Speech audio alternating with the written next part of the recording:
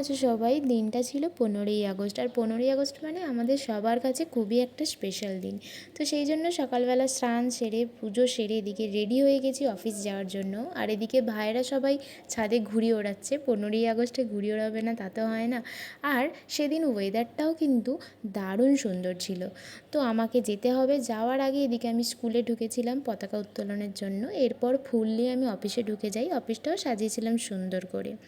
তারপরে আমি এদিকে অফিসে শাট ডাউন করে দিয়ে বেরিয়ে যাই পিসির বাড়ি যাওয়ার উদ্দেশ্যে, কারণ পিসির বাড়িতে ওরা একটু আমার জন্মদিনের জন্য আয়োজন করেছিল, তোমরা দেখতেই পাবে। আর এই যে আমি এখানে চলেও এসেছি, এখানে পিসি বসে আছে, রান্নাবান্না কমপ্লিট। আর এদিকে সোনাই বসে আছে, আমি একটু চারিদিক ঘুরে ঘুরে দেখছিলাম। তো আমাকে ওরা খেতে দিয়ে দেয়, অনেক কিছু আয়োজন করেছিল, কোনটা ছেড়ে কোনটা খাবো বুঝতেই পারছিলাম না।